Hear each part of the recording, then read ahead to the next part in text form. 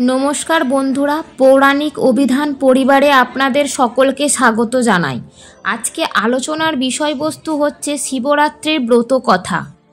ফাল্গুন মাসের কৃষ্ণপক্ষের চতুর্দশী তিথিতে যে ভয়ানক অন্ধকার রাত্রি হয়, সেই রাত্রে শিবরাত্রি পালন করা হয়। বলা হয় ব্রতের মধ্যে সর্বশ্রেষ্ঠ হলো শিবরাত্রির ব্রত। ব্রতের আগের দিন ভক্তগণ নিরামিষ খায়, ব্রতের দিন তারা উপবাসী থাকে। তারপর রাত্রিবেলা 4 প্রহরে 4 বার শিবলিঙ্গের পূজা করে।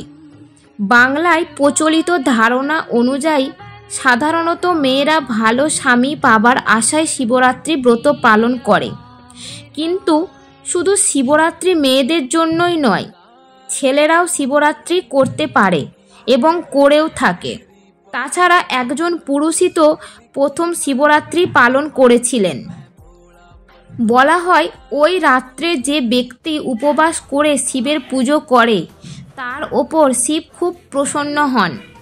পুরাণ অনুযায়ী শিব নিজেই পার্বতীকে বলেছিলেন সেই ব্রতের কথা। জেনে নেওয়া যাক এই ব্রতের পেছনে প্রচলিত কাহিনী। অনেক দিন আগে বারাণসীতে এক ব্যাধ বাস করত। দিন রাত বনে সে জীব হত্যা করে বেড়াতো বলে তার অনেক পাপ জমা হয়েছিল। একদিন একইভাবে শিকারের সন্ধানে বেরিয়ে সে গভীর জঙ্গলে ঢুকে পড়েছিল। সারাদিন ধরে অনেক চেষ্টা করেও সে কোনো শিকার করতে না পেরে যখন বাড়ি ফেরার পথ ধরল, তখন অনেক রাত হয়ে গিয়েছিল। সেই রাত ছিল ফাল্গুন মাসের কৃষ্ণপক্ষের চতুর্দশী রাত। সারাদিন ধরে ব্যাধ কিছু না খেতে পেয়ে এমনিতেই তার অবস্থা কাহিল হয়ে গিয়েছিল।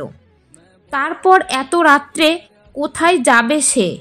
আবার বাড়ি গেলেও তো ফাঁকা হাতেই যেতে হবে, কারোর জন্য কোনো খাবার নিয়ে যেতে পারবে না। এই সমস্ত ভেবেই সে আর বাড়ি ফিরবে না বলে ঠিক করলো। তারপর হিংস্র পশুদের হাত থেকে বাঁচতে কাছেই একটা গাছ দেখে সেই গাছে উঠে পড়ল। সারা রাত সে ওই গাছেই জেগে থাকলো। সেই গাছটা ছিল বেলগাছ। বেলগাছের নিচে ছিল একটি পুরনো শিবলিঙ্গ। সারাদিন কিছু না পাওয়ায় কষ্টে ব্যাধের চোখের জলে শিবলিঙ্গের মাথার ওপরে পড়ল। সঙ্গে সঙ্গে তার হাতের নাড়াচাড়ায় শুকনো বেলপাতাও শিবলিঙ্গের মাথার ওপরে পড়ল। সারাদিন শিকারের পিছনে ছুটতে ছুটতে তার কিছুই খাওয়া হয়নি। তাই শিবরাত্রি পালনের শর্তগুলো সে না জেনেই পালন করে ফেলল।